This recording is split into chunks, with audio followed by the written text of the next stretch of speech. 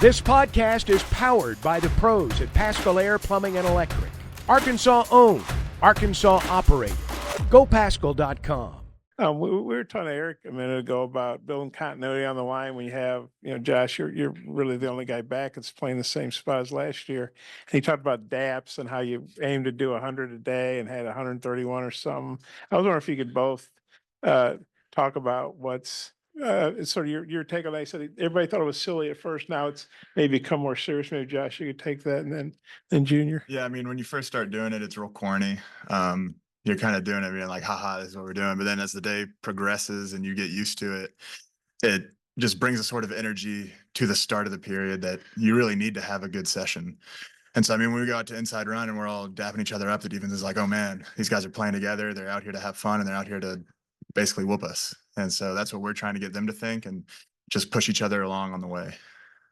Yeah, I think just kind of adding on top of that is it's just fun, man. Those first two periods, you're really trying to rack up your number. As later on during practice, the number's going to kind of start slowing down because you're getting tired. But, that's when you got to dap up more. And so I think that's just kind of what it's building. It's building that mindset of, we got to stay together during these long practices and, just try to keep showing love and just touching up your brothers. Yeah, I think it was cool to see that the first half of practice, it was just the O-line doing it yesterday. And then as we got later on, the wide receivers were doing it. They were catching the ball, getting a first down, coming around, dapping up the O-line, then running back to get lined up. And to see it spread out through the offense, it just shows how close we are and how we can do anything together. It's contagious. So like the receivers will dap you guys or the other receivers? Yeah. So does that count too if other positions It better, do it? man. Yeah, I hope so, man. If I'm running all the way to the sideline to dap up a receiver, it better count. Yeah. And they just Josh, well, what is it like having all these new guys in and kind of how do you feel like the cohesiveness is going? And then Junior, maybe you could address that too. Yeah, like you said, it's pretty much a brand new offense. I mean, we're running a new scheme. We've got different players in key positions. They've done a great job of coming in and embracing what it means to be a Hog. And I feel like the team from last year did a great job of embracing them.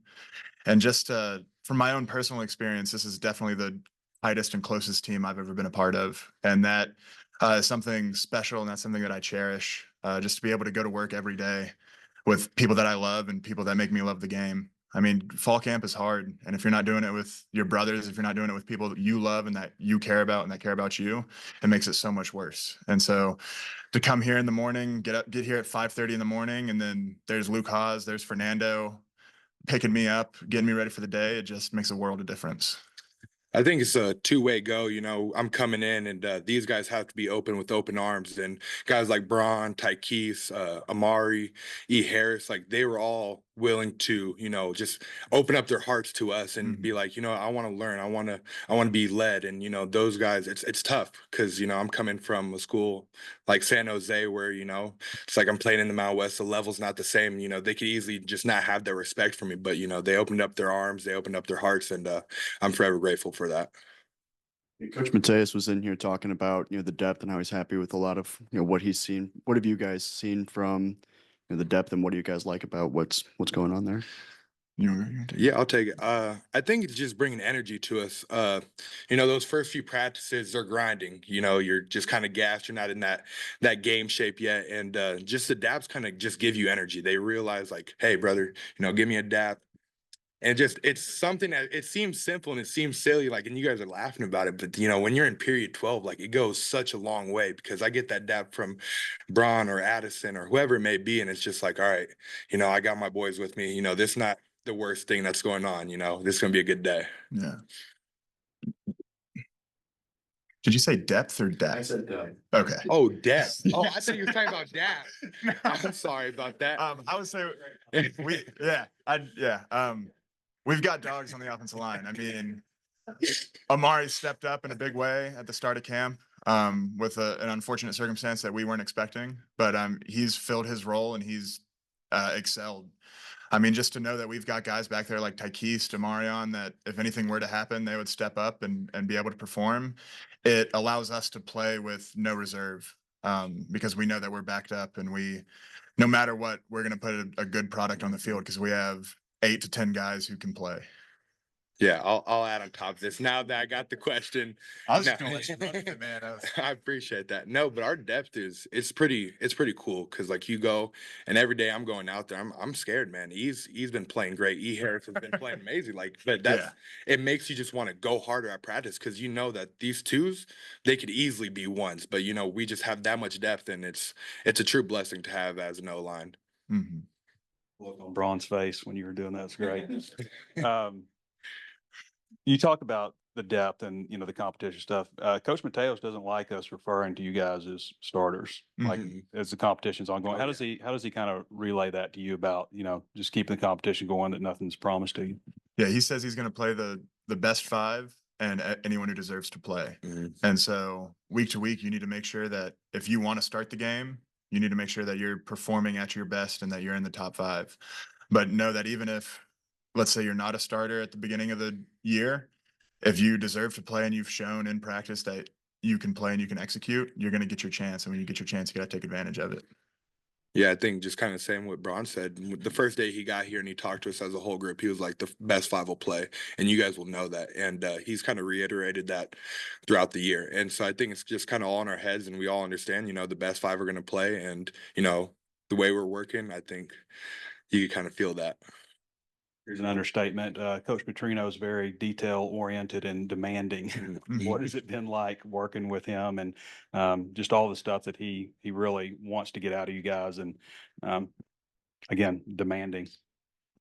Yeah, I would say it's a breath of fresh air because I always like to think of it as a coach, his career can be 30, 40 years.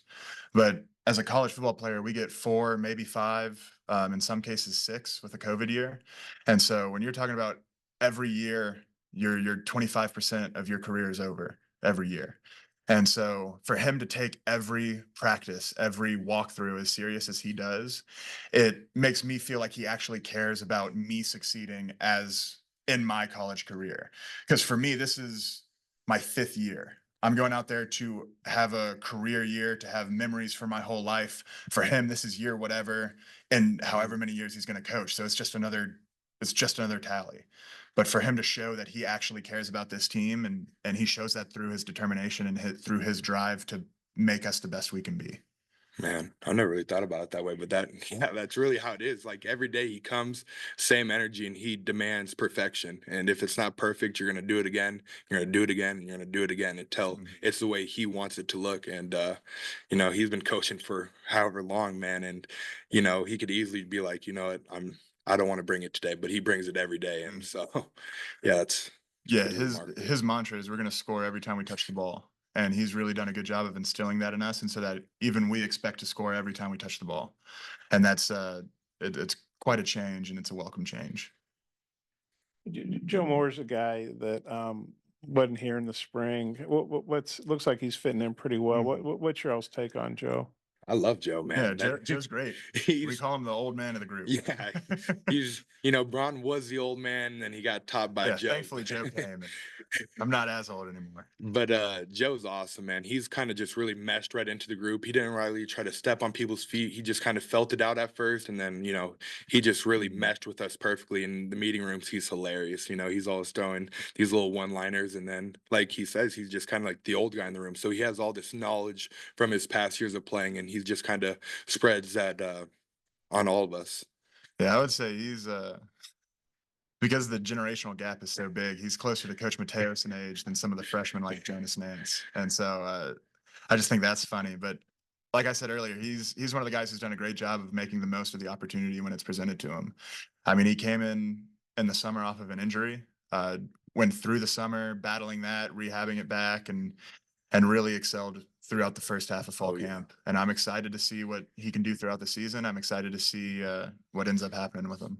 You guys, Eric said the best five will play, but he also said, especially in the portal, if somebody's, practicing well enough to deserve to play, he's going to play more guys. And obviously a lot of reps during the season. It's hot. Did you guys feel good that the starters are the starters, but it's good to get some backup help in there in games too? Yeah, I would say that it's used correctly, it can be a benefit. I mean, if let's say you tweak your ankle, you need to go get checked out by the trainers, but the offense needs to go in. If we have people that are ready to play and they can fill your spot so you can get checked out, get whatever you need taken care of so that you can perform the next drive or the next series to the best of your ability, I think that's to our benefit. Yeah, and just kind of to his point, we have that depth where we could do that, and you know, it's not gonna be a drop off. It's maybe just gonna be the same or maybe even better because these guys are just everybody's so on top of their work and just so locked into their assignments that we could all kind of just be plugged and played anywhere. At the end of the day, the offensive line wants to win football games. Yeah. And whether that's with this starting five or a different starting five, whatever five is on the field, if they can produce, we want them on the field producing. We want to win. And Josh, you've been in there in the first team with different centers. Some that's a double training, maybe trying to find the right fight. What's happened like for you? And kind of what's your take on Addison and Amari there in their center? Yeah, I would say each center has little nuances that are different, but at the end of the day, it's the same offense, it's the same ID system, and they do a good job of being cohesive with their calls and the lingo that they use. And so I would say it's not much different whether Amari's at center or Addison's at center. We do a good job of executing the offense with either of them. Junior, a lot of talk about you going against Landon in practice. What I know you did in the spring too. What's it been like in camp so far? It could get frustrating at times, you know, because he's just such an athlete. He's such a specimen, but it's iron sharpens iron, and I'm forever grateful for being able to go up against him. You know, I'm going up against, I mean, what was he, the first team SEC defensive end or something like that? And so being able to get that every day at practice and just kind of the juice that he brings, like there's never an off day for Landon. It's 100%. I'm going to run through your face, and you know, for me to be great, that's what it's going to take. And so I'm glad to go up against him every day. I tell Fernando as many times as I can, if you can block Landon, you can pretty much block anybody. And to be able to go against that in practice is very valuable. You guys ever dab with the defense? Oh, yeah. Oh, yeah. Oh, yeah. Fernando, I don't know how much you go up against them, but what have you made of some of the younger defensive ends, Quincy, Charlie Collins, and Kavion Henderson so far? Those guys are going to be really good. You know, they're young, obviously, and but they have great role models in front of them, like Landon. They have Nico, they have Kiwi, they have Cam Ball. So they have these older guys that they're looking at, and then they come in and, you know, they give it to you just as much because they know like they're trying to step up to that next level. So, you know, I'm excited to kind of see their growth. Quincy he's a freak. He's a freak, and he's going to be great one day. And you know, both Collins and Kavion, those guys are young, but once they kind of just start filling out, it's going to be scary for them in the SEC. Josh, I'm just wondering, you know, last year, obviously there was some struggles along the offensive line, and we could tell there were some frustrations from you guys. Are you carrying kind of a chip on your shoulder as motivation this year, trying to flush it? And then has that chip on your shoulder motivation transferred to the new guys, you know, of like, hey, we got something to prove this year, even though they might not have been here last year? Yeah, I would say it's less of when Coach Mateos got here, he did a great job of instilling into us the Arkansas offensive line standard. We had a homework where we researched different offensive linemen that wore the same number as us, and that just showed us that in the past, the offensive line at Arkansas have been some of the best in the country, and that is the standard. And every day we go into practice trying to uphold that standard. And it's a show me, don't tell me world. So we got to perform on Saturdays, and we got to show the fans, we got to show y'all what we're made of. And at the end of the day, that's all that matters. And so whether or not whatever happened last year, we didn't live up to the Arkansas standard, and that's the goal this year. Who did y'all look up that were your numbers? 72-55, right? I had Denver Kirkland. Oh, yeah, He was a beast. Yeah, he was. I forgot who I had. Come on. Dude, I looked at it this morning too. So I was flipping through. I'll What get year? back to you on that. What year was it? You remember the era? I believe it was with Burlsworth. Burlsworth. Okay. Yeah. We can look back. We'll look back and find Man, I'm gonna get Coach Martez is gonna give me something for this, but Yeah, I had kind of a stupid question, I guess. I'm just curious, but like at least when we've been out there, when we've been allowed to watch, there hasn't been music. But today there was. You guys know why, or was there music today? Yeah, there was. I Yeah, think you locked in?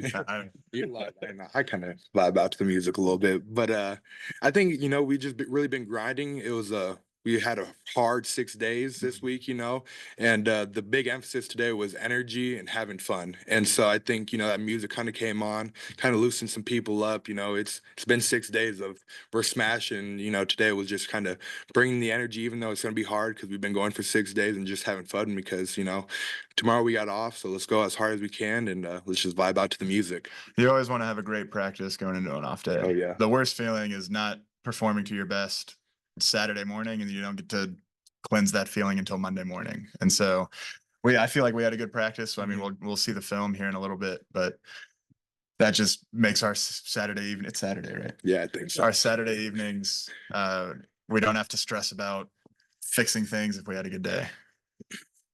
Thinking like maybe Grant Gary, I don't think he was 72.